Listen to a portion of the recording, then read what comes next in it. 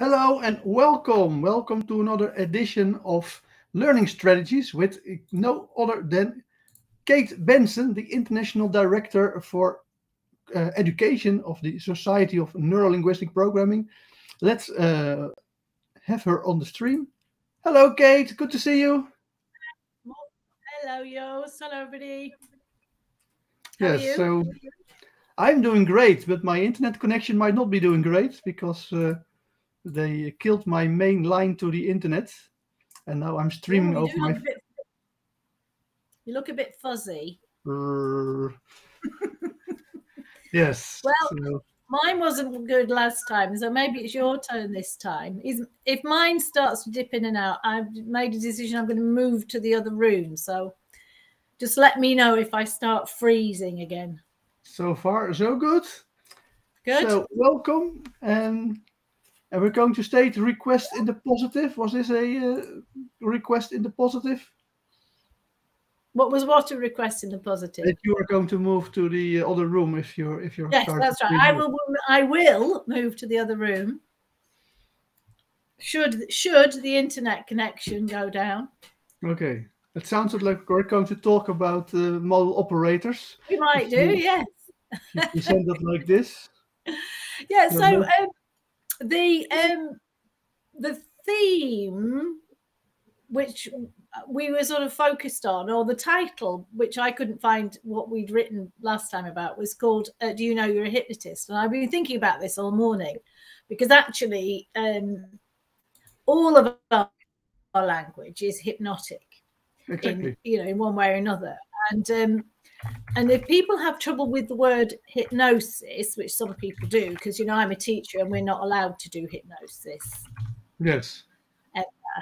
We never do hypnosis, but we could talk about influencing people. That's what I always. And how do we influence them in a direction that's more useful? So. Often people will say things like, oh, well, we're just not speaking the same language, or we're not singing on the same hymn sheet, or that person's really awkward or difficult, or, oh, they just don't want to do, they're just not motivated in the same direction as me. And we have all these sort of excuses for blaming other people for the fact that we're not communicating very well.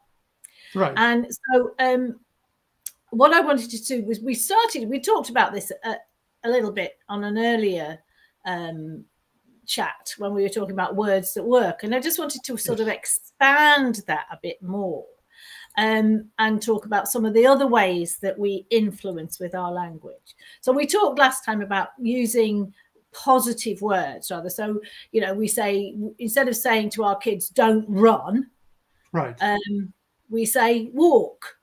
Walk carefully. Walk carefully. When actually what most parents do is, most people do, is actually they negate it. So they'll say things like, don't run, walk. Right. And the brain then hears run, walk. That's the only thing that it hears. So it's that, oh, run, walk. What's even worse is if we say walk, which teachers do all the time, they say walk, don't run. So the brain, walk, run. So, so they take 3 paces of walking and then break into a run. So it's about just saying what it is we want in as clear a way as we can without framing it with what we don't want. So well, actually, I have a question about it. Because I'm completely in agreement with you as to regard what most people do. What they try to do is deny the negative. So there's some negative situation in their mind and they don't want it, and they're going to say don't, and then whatever the negative stuff is. But I'm a big fan of negating the positive. So if you would say don't walk too slowly, take it carefully, because otherwise we're going to take too long before we get to our destination. How do you feel about denying the positive? Well, I think that's really good because that works really well with what we call polarity responders. So people who, we need to confuse polarity responders, because if you give polarity responders a straightforward instruction, their tendency is to want to do the opposite anyway. So, and of course, if we use that in a negative, it makes it even worse. So if we say, don't put the tin foil in the microwave, there's a whole group of people who are sometimes called polarities responders and sometimes are called creative that go, what would happen if we do? Well, if we look at the cybernetic Big Five theory, then we call them antagonistic. Okay, yeah, antagonistic. Yeah, but that has a very negative connotation in English. Why? Well, it just does. I understand. It's one of those words that actually, if you look at the dictionary definition, it's perfect. But actually, people say, oh, don't antagonize that person or don't whine that person. So there's this idea that you somehow, those people are somehow going to come back at you in some way. So in normal speech, in average everyday language, antagonistic has a negative connotation, which is not. No, as an antagonistic person, I disagree. Well, of course, I feel discriminated. Anyway, let's go back to these creative people, you see, who want to try things out. They're the what ifs of the world. Well, what would happen if I do? So when we're giving, so if we use the don't have too much fun doing this exercise, that's one of my favorite ones. I love that. Don't have too much fun doing this thing. So, of course, what happens with that is that the brain doesn't really, the mind hears it and thinks, oh, that's a bit funny. But the message is, have loads of fun. Exactly. Doing this. So I love those. I love those. I think that they're really good. And they're particularly good with teenagers. Because teenagers are, antagonistic in every way, shape, and form most of the time. It's part of their job is to be antagonistic for a few years. It's how they're figuring out who they are. So they have to question and challenge everything that they've heard to decide which bits they're keeping and which bits their brain is going to prune out. So it's actually part of their job is to be antagonistic. So we're saying if we say wonderfully positively to our teenagers, when you spend an hour on this project, you'll get an A. They go, but if we say to them, don't spend too long doing this project because you might get an A, then we confuse that, antagonize them a bit, and they go, okay, well, all right, I might get an A then, So we just lose the parental message in the statement, and it becomes something that they can think about differently, and they can question, and then they can decide to do that. So negating the positive is a very good way of working with them. Well, with reluctant learners, with people, with antagonists like Joost van der Lee, with everyone. Everyone, I particularly use it with people who are very ill and have to go through all kinds of procedures. And then I say, okay, this is not going to be the best time of your life, and this is not going to be a period where you learn lots of things, but once you get through all the procedures, you're going to get better, and then life will be great again. Well, that's just the truth. That's just a nice truth, isn't it? That's the good thing about denying the positive, is that you're actually communicating at two levels at the same time. So you're telling them, I don't like to say that I say the truth. I say I'm sincerely expressing what I find most probable. But when I'm sincerely expressing what I find most probable, then that is one thing that you do that. And then at the same time, you still give very positive message to cheer them up in dark times. Yeah, that's right. Yeah. So I can't remember what I was going to talk about now. So we talked about some of those. So I wanted to tell a story about. So the other thing that we haven't talked about, which I thought would be useful to talk about today, is something we call modal operators. And because I'm an educator and I like to, if we want to tell people what it is and why we should do something, then an anecdote is also a very good tool of communication, because it encapsulates usually why we need to do something and what we're going to do, and it gives you the example before you actually unpack the theory behind it, which so people understand on an unconscious level what the learning is first. And would you call anecdotes also a metaphor? Yeah, they're metaphors. They're stories. They're metaphors. They're they tell. They explain something without actually being explicit about what it is that they're learning. And it's important that the metaphor or the anecdote is I won't say a true anecdote, because I don't want to use the word truth, but it's the sincere reflection of what you find most probable that actually happened.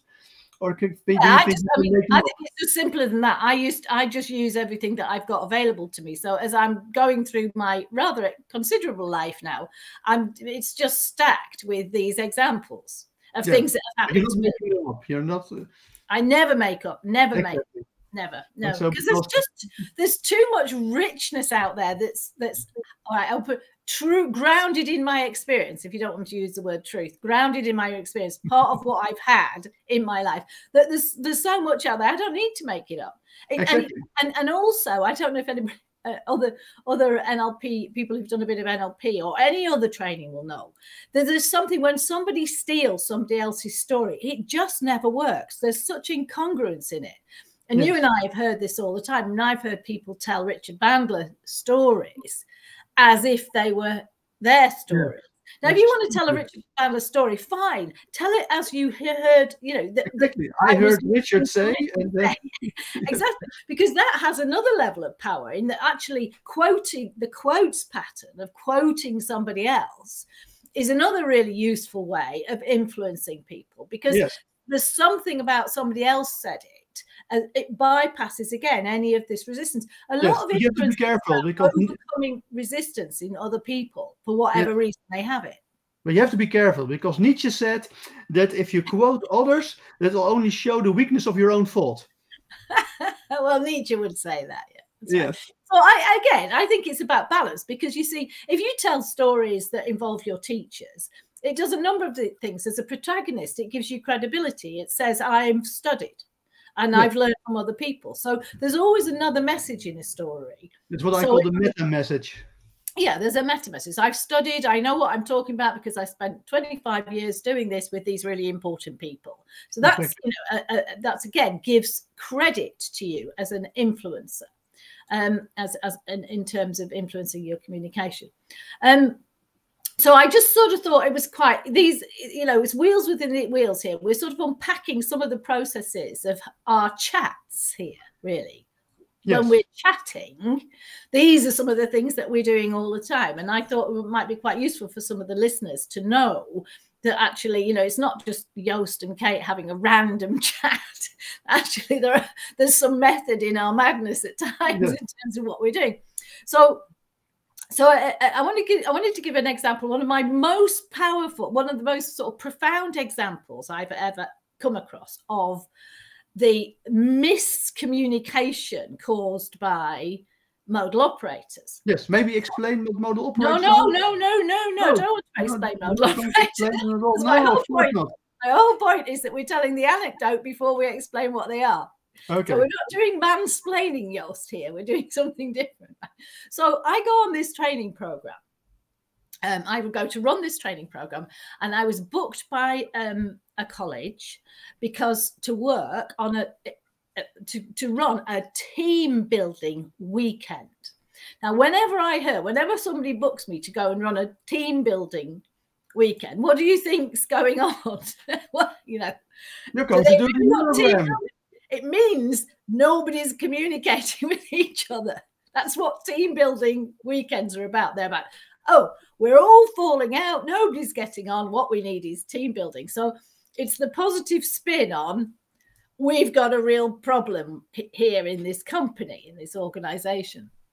So I went in, and what I have in this team building scenario is a whole load of stuff. I call it in my back pocket.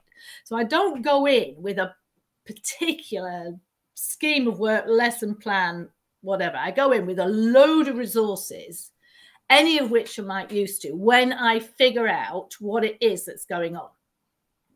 So, you know, there's a bit of an exercise to start with, something that's a bit of an icebreaker and a bit of fun, and sort of, and gets really, so I can watch how people are interacting. Now, it was quite interesting because the two teams it was a college. And so one of the teams was the student services. Now, student services do counselling, careers, guidance, support. So all that soft stuff, the soft skills stuff, you know, people skills. So, you know, if the fear of stereotyping, you know, there's a higher proportion of women. They're all very, they're all helpers. They're all caring about each other. They're all concerned about how each other feels and all of this stuff. The other team, these two teams were being brought together into the same department, is the marketing team. run by a man, and the marketing team are all quite sort of like, you know, target driven and hard skills and get the data and, you know, whatever. So they've been working together, two heads of department, both lovely people, very different but lovely. And we sort of started, and I sat down and I said to them, in this group, there were about 30 or 40 people. I said, tell me what the problem is. Tell me what the problem is. And she said, being the people person, well, we just don't seem to communicate well. And in fact, she didn't say that. She said, he just doesn't respect my area of work, our area of work. I phone him up and I say, George, I really need this information in order to complete my report or in order to move this thing forward. And I'd be really appreciative if I could have it by Friday. And he doesn't give it to me. Oh, dear. Oh, dear. And I said, what do you think, George? And he said, well, I don't think Sarah respects the role of marketing at all. I tell her that I must have this information because it's absolutely essential that we get this out into the publicity machine by a week on Monday, and she just doesn't give it to me. And I tell her, I phone her, I say, I must have this, I have to have it in this. I just don't get it. Right. So this was, and I stood there and the penny went like this. And I thought, how am I going to fill 2 days? Because I'm going to sort this problem out in about half an hour. Yes. And I have no idea what I'm going to do. You did a neurogram. Team building weekends, that's the neurogram time. Yeah, well, I had no idea what I was going to do once I sorted this problem out. So it was simply there, laid out in front of me in the language. And now we can explain what we mean by modal operators. What do you mean by modal operator? So modal operators are the motivation words, the words that provide drive inside us to do something or not do something. And they are words that and they fall into different categories. So one of the sets of words we call the modal operators of necessity. So those are the words that are about you have to do something, you must do something, you should do something. Those are, and so they're driving. And if you say it to yourself in your head, you know, I have to wash the dishes, or I have to drive into Amsterdam, or whatever. Yes, there's only one way, and that's the only possibility. That's the only possibility, yeah. And then the others are the modal operators of possibility.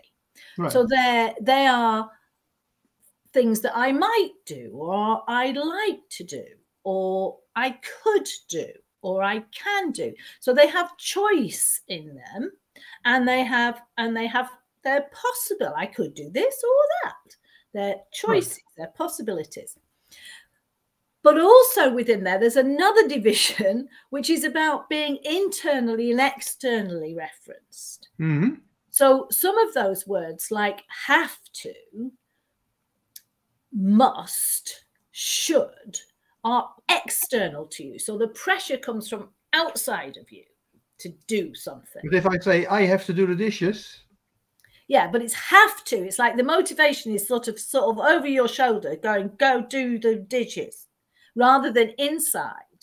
Whereas if you say I should or I need to, then those are internally referenced. They come from inside. So I need to do the dishes. It's very different. I must do this because I'm completely convinced that this is my true path in the universe, completely out from the inside. And if I say I need to do this because Kate is forcing me, she will shoot my puppy if I don't.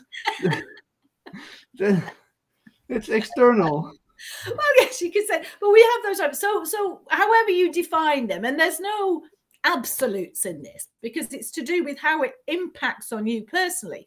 Yes. It's also different, for example, if I say I have to do it and you have to do it. So if you say to yourself, I have to do the dishes. Yes. that has a different effect on you than me saying you have to do the dishes. Definitely.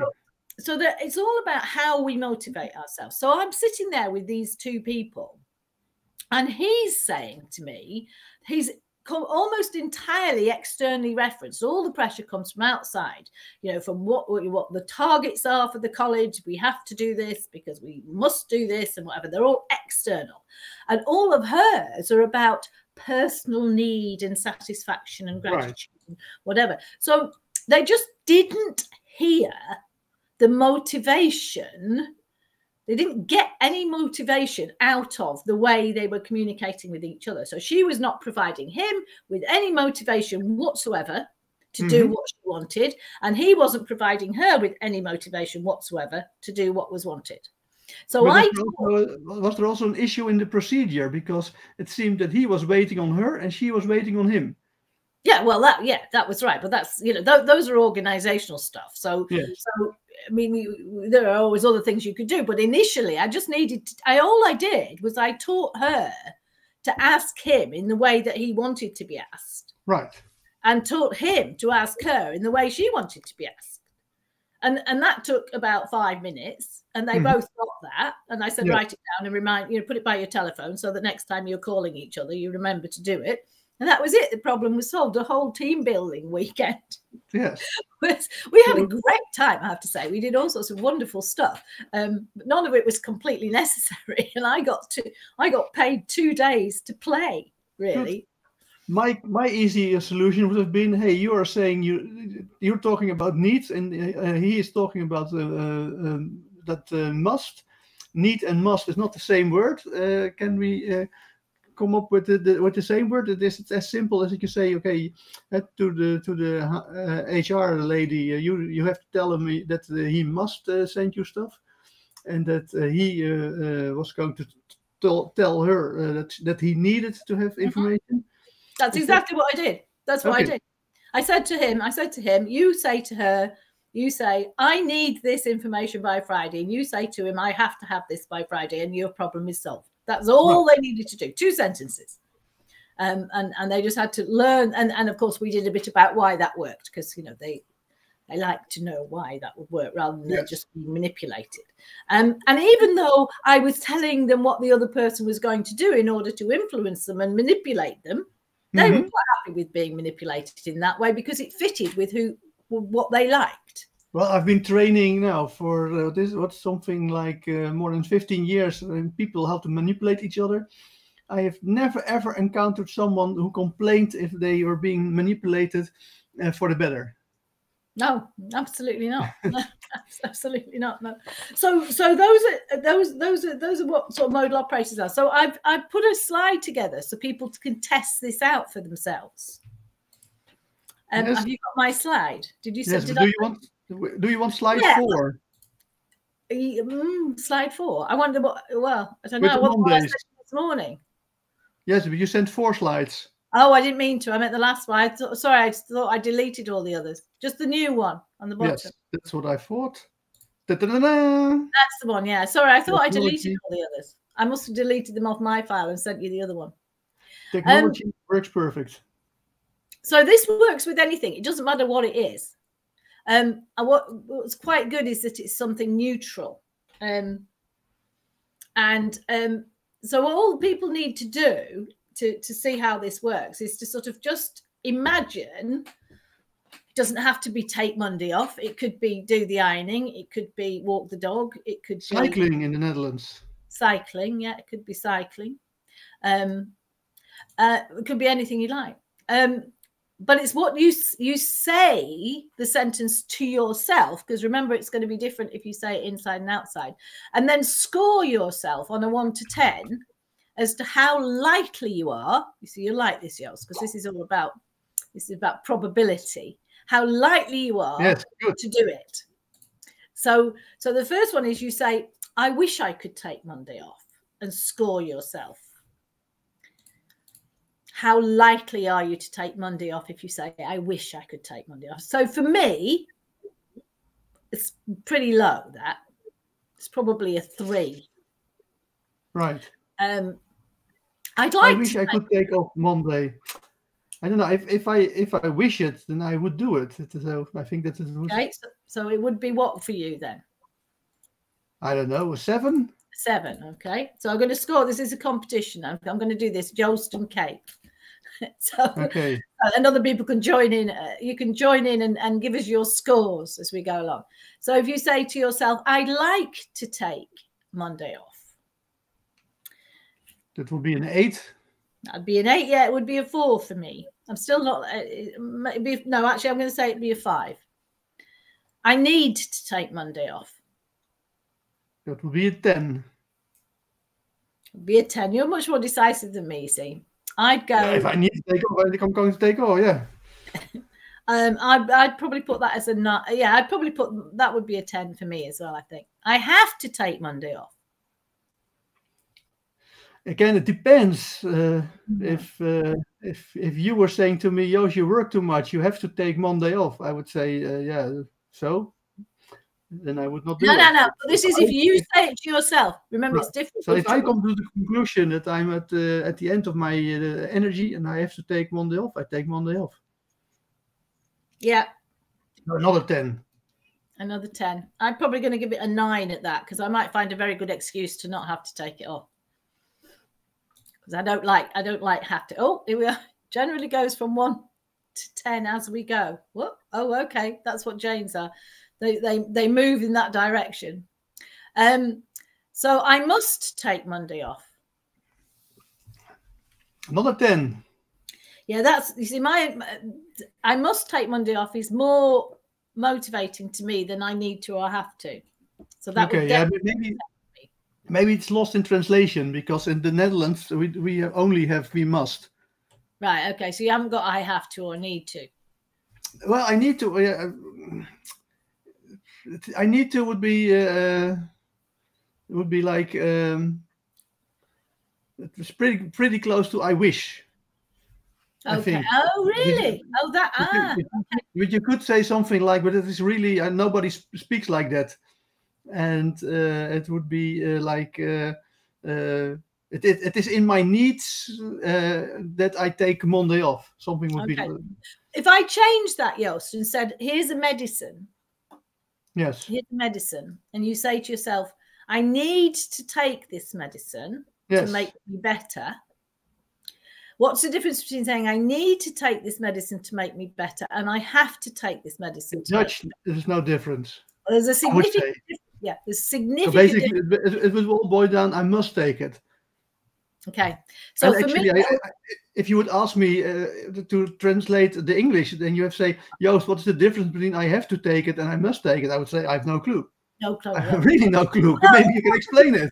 I'm very sorry that your language is so much more limited than it is. Yes. No. It is very limited.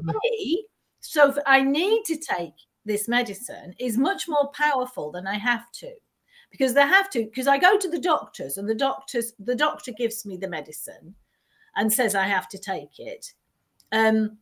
It's different if he says you have to take this to get better or you need to take this to get better. The second one will work more powerfully for me. Yes.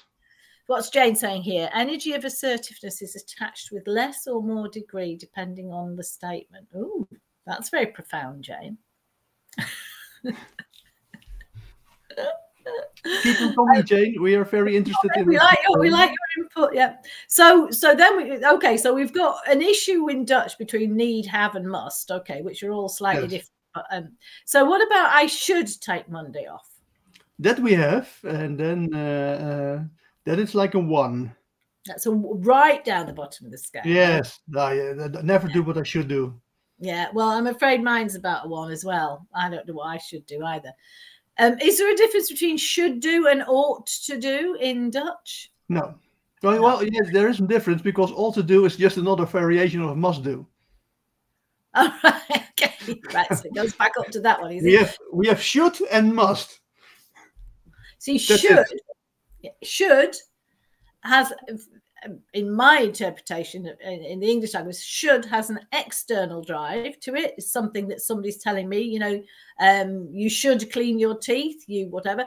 Ought to is very similar, but it's slightly more internalized. So if I say, I should wash the dishes, it's like, oh, well, if somebody comes round and it's a mess.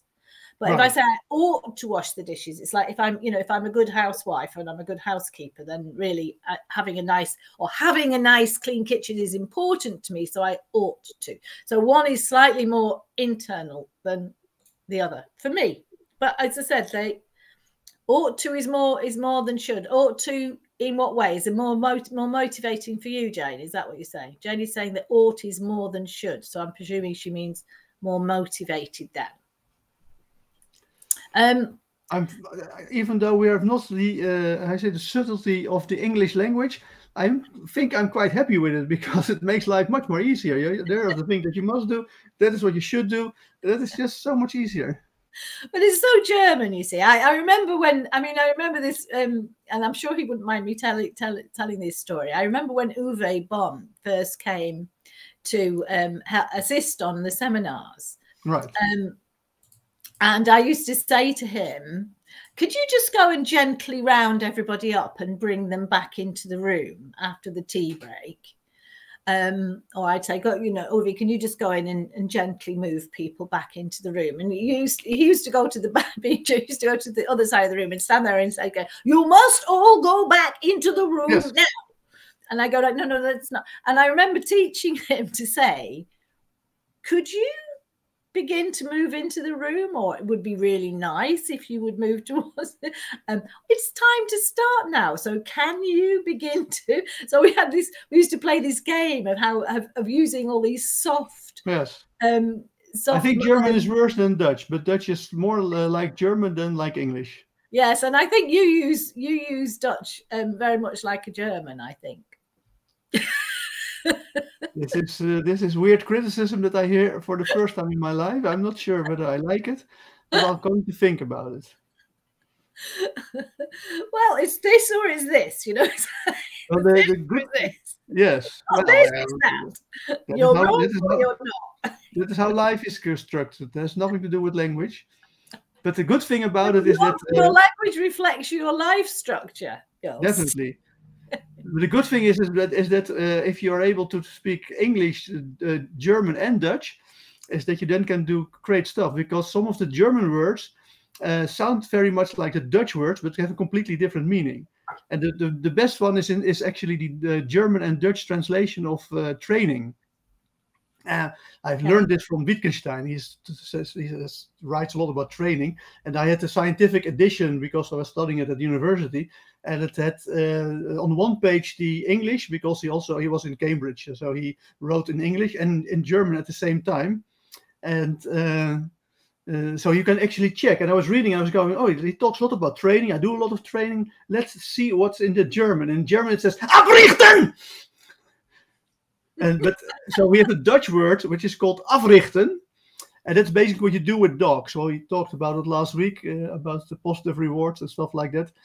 But the German abrichten sounds really horrible to Dutch people, because they think all the bad things about the Second World War, the Nazis, the occupation of the Netherlands is back. When you say abrichten, it sounds really horrible in Dutch. But it actually means it is way less severe, or I say a less negative connotation than the Dutch africhten. So I can have lots of fun with it. Well, what does it mean? Abrichten means training. Oh, it means training. Okay. It means training. And africhten also means training. Oh, the Dutch africhten. I missed that. Sorry, I wasn't getting. Okay, I get that. Yes. Okay. That's so 2 persons of training. I know my German is very good.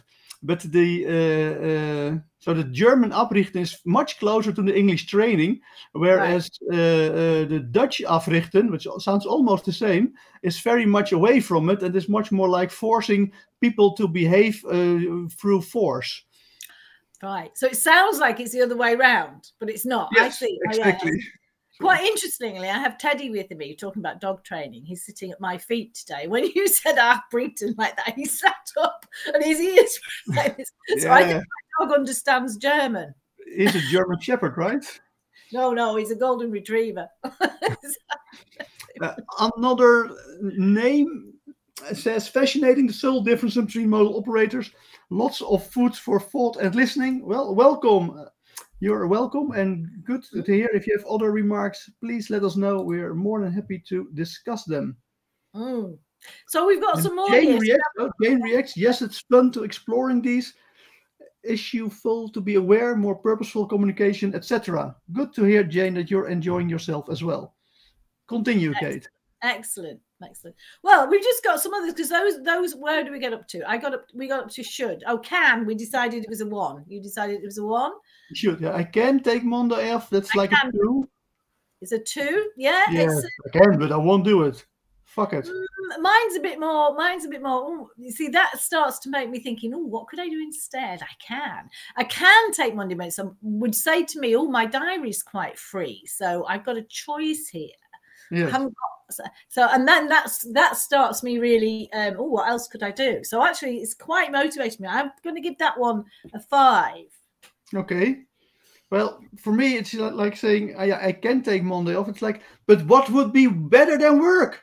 Well, you always have that. I mean, it's not a good choice for you, this one, taking Monday off. I really ought to. It's horror. It's like, I should have put the ironing or going swimming or something. Again, I won't do it. Oh, well, maybe I should go to a restaurant. I can't go to the restaurant. Yeah, I am trying to watch my diet, not eat any calories. I lost. I will. What about I will take Monday off? Again, we don't have this in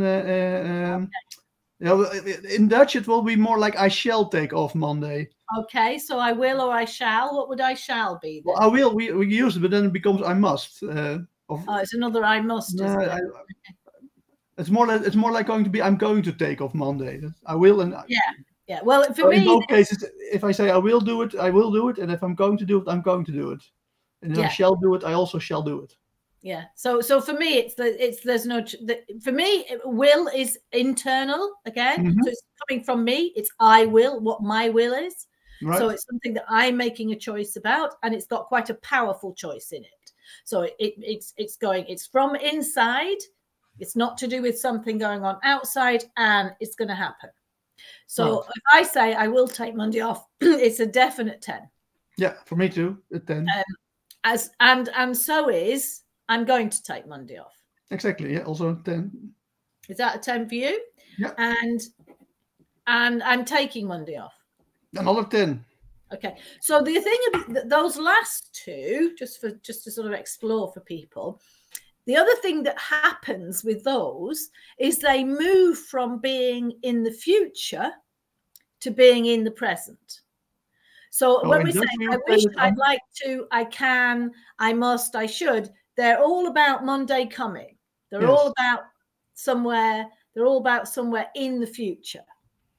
But for Dutch, it would say, I'm going to take Monday off would also be in the future. Yeah, it is. Well, I'm going to is slightly more in the future, but it's not as far in the future on most people's timelines as I should take Monday off. So it's I am going to, I am is present tense. I am in this moment going to take Monday off. So it's slightly nearer, if you like, in the future. It's not quite as far in the future. Again, here's the differences in Dutch, because we would not say I am going to take off. We say I go take off Monday. Yeah, I go take off Monday. So that pushes I go take off Monday is slightly further out again. Whereas I am taking is present tense. I am taking is absolutely here now, Monday off. Right. So the decision is already made. Mm-hmm. It's not how motivated am I? It's happening. Right. So that's why if we're using that present tense with other people, and we can use that with other people. So you are handing your work in on Friday. Mm-hmm. Is much more in the present. So am I right? You're handing your work in on Friday brings it right up to the question here, which is much better than am I right that you will hand your work in on Friday? So it moves it to of course, it's happening. So it's much better to throw away all the modal operators. Well, hold on. It can be. So when you're Joost raising a really good point here, is that the modal operators are about understanding how an individual communicates with themselves. So one of the things to do when you're having a conversation is to listen to how somebody uses their modal operators and structure your reply in exactly that way, because people will have a hierarchy as to what motivates them. So we've done that from listening, from saying it for ourselves, which is important to do that, so we understand how we motivate ourselves. When we're listening to other people, we want to understand how they motivate themselves by listening for their hierarchy. So they might say, I need to go shopping because I am having people for dinner and I want them to enjoy themselves. Exactly. Right. So then there's a three-letter need to, I'm having, and I want. That's their hierarchy. So when we use their hierarchy back to them, we get more affirmation. We get more, yes, that's right. So, and I learned that you actually should give back to them in reversed order. Start with the last one, then the middle one, and then the first one. Well, it depends what you're doing. Depends. So the idea is of the theory. And again, I've tested it a lot during my training programs with 3 modal operators in one sentence. And then it seems indeed that if you reverse the order, that it will work better. Okay.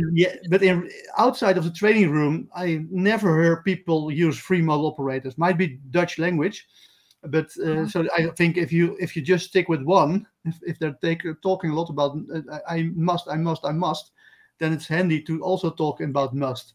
That's right. I find the whole idea that you have 3 of them is theoretically, and you can reproduce it in the training room, but outside the training room, I don't find that much value in it. Well, I think that, I think it's very rare for people to use them all in a sentence, as I just did that as an example. But over the course of a 10 or 15-minute conversation, people will often indicate to you what their sequencing is like. And when we reflect that back for them, they feel more, this isn't about getting them to do something. It's actually partly about them being more listened to. Right. So I suggested that why does the reverse order work better? Well, the theory is, again, this is theory, but I found it to work within the training room, but not outside of the training room, is that they output it in one way, but that how the brain is working is that it actually, the input is the other way around. I think that's a very interesting piece of research to do, because that certainly the way people output stuff and input stuff is different. So the caution on this is that you can look for somebody's hierarchy, but remember that when you're saying it back to them, it's different from the modal operators are different from if you're saying it to yourself. So you have to notice, all this is about noticing what response you get and adjusting your behavior and your communication according to the response you get, which is, of course, one of the presuppositions of NLP. Yes. So Jane has another question. Is it because it ends with the best, strongest motivation? So the theory is that, first of all, this is not theory. This is actually also practice. It's one of the meta programs. So the meta program is modal operators. And the idea is that meta programs are brain filters. And that basically our brain will filter all the sentences with modal operators away, except for 3. And those 3 have an order in which they are filtered. And so the idea is that if you use output, it will go through the filters ABC, but if it comes in, it will go through the filter CBA. So there's not so much to do with the best or strongest motivation. It is just that in the way the brain is ordered, that there is a certain order of modal operators that works best for motivation, and that order is, if it's ABC on the output, then it has to be CBA on the input, and vice versa. So it is not. Well, I think we need to test this out as a theory, because I'm not sure. I think it's an interesting theory, but we do need to. So you're saying that works in the training room, but it doesn't work outside of the training room. Well, it doesn't work outside because, first of all, if I'm talking with someone, I'm not going to keep track of their modal operators in a 10-minute time span, because I'm just way too much interested in what I have to say, content-wise. And but I'm going to notice if they use a certain model operator more than an average person would do. And then I will use that to make my point clear, or if I got confused by them, to see if they can get their point more clear. My dog's Eddie agrees with me. No, it's all right. It's my dog's decided to join in the communication. I'm just going to shut the door because he's gone down to bark at something. Just made me jump. It was like, it wasn't what you said that made me jump. It was the dog suddenly deciding to go. Right. Okay. So, so this is, this is ripe for experiment in terms of listening to it. I'm not sure.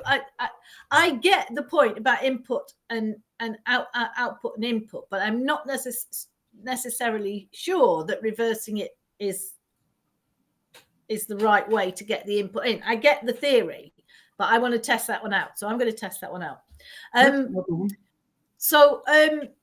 So what we're doing when we're working one-to-one is we're listening really carefully so we can be elegant in communicating and helping to motivate the other person to do what's best for them.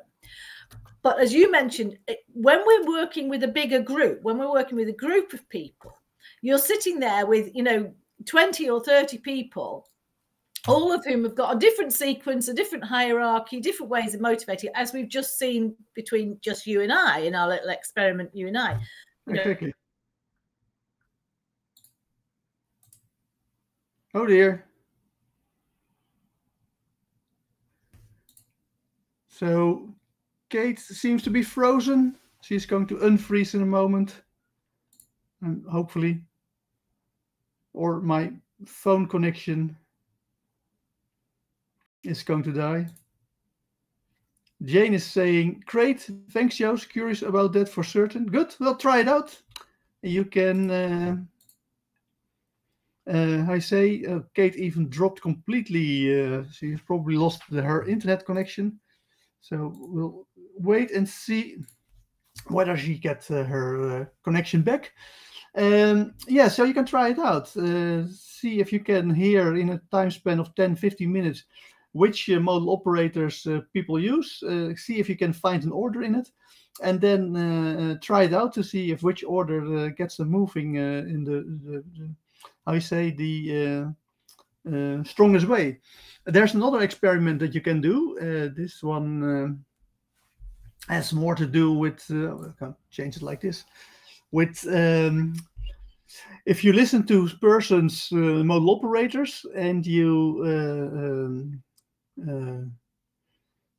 have figured out which free they like, or which free they actually use or frequently use.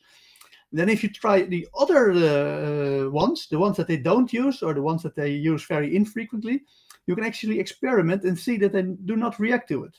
So there are actually two experiments you can do. The first one, I would start with using model operators that people don't use on purpose, just to see whether they are going to react or not. And in my experience, they fail to react to it. And then the second experiment would be to use model operators in a way that you can check whether you can check the order. So if you have, I like to do something that I need to do because I have to, then you have I like, need, have to, and then you can change and you can check which order is most likely to motivate people. Any other questions that I can answer while we wait for Kate to make it back, or if the Isle of Wight has been completely disconnected from the rest of the world, then we call it a day, because we're already up to the hour almost.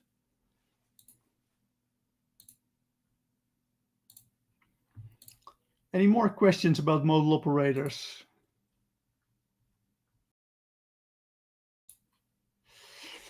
Joost, can you explain why free is important regarding filters? Well, we don't know how it works, but often the brain has either one filter. So even, for instance, for extrovert people or introvert people, you can say it's one filter. Introvert people, they filter away social cues that they are now up to entertain the group of people. whereas people who have the extrovert switch of the meta program on, they don't filter those social cues, and they then start to interact with the group much more. So that's an example of a one filter one filter brain filter or meta model, meta program, I should say. But if you take another one, the hierarchy of values, then you see that for most issues, the most important topics of your life, people have three values that are really important for them. And those are the three values that are actually where information gets into the brain. And all other values that are connected to that topic are basically disregarded or filtered out. Unless it is about your whole life, you actually have 5 filters. The first one and the number 1 and number 2 ought to be that you should be healthy and that you have love in your life. And it's very hard to determine which of those should be number 1 and which one should be number 2. So either love is number 1 and health number 2, or vice versa. So then you have actually 5 filters. But that is only for the topic of your whole life. All the other subtopics of your life actually only have 3. So there's not a reason, or there's no explanation why this is the case. It's just that what we found in using this in practice. And with the modal operators, you can see with all kinds of exercise that we do in the NLP practitioner course and master prac course. Let me promote my prac course for those people who want to learn more about it. I'll put the link in the chat. Yeah, and those exercises show that they're actually free. Also, if you add 4, maybe it could be 4, but the exercise then gets very difficult because you have to, if you're using free filters, then you have to check a lot of different settings, which is the actually order of the filters. So if you add 4, it becomes even much bigger, I think. With 3, you have 2 to the 3, so that would be like 2 times 2 is 4, 8 different patterns that you have to do. But if you have 4, then you already have 16 patterns. So I think it's also quite practical to stick with 3. But there's no real reason for it. There's no real explanation except that this is what we found in real life. So it looks like the Isle of Wight has been cut off from the rest of the world. Probably some submarine who hit a communication cable. So I'm going to call it the day. I'm calling to call it a day for today, unless there are still questions that I can answer. Then we give Kate another minute to start up. If not, then we're done. And then I'll happily invite you for next week. I sent Kate the text about that she wrote herself about, do you know you're an hypnotist? So let's, for now, figure out that the next week we will talk about hypnosis and being a hypnotist, even if you don't know that you're a hypnotist. Okay, no more questions. Well, maybe just another question. Well, Jane says, thank you, Joost. Well, you're welcome. And then I think I have delayed everything as long as possible. So we'll be back next week, and then Kate will be back, and we'll be talking about hypnosis and being a hypnotist, whether you want to or not. Hopefully we see you all back again next week. Then we'll talk about hypnosis, and Kate will be back. Bye-bye.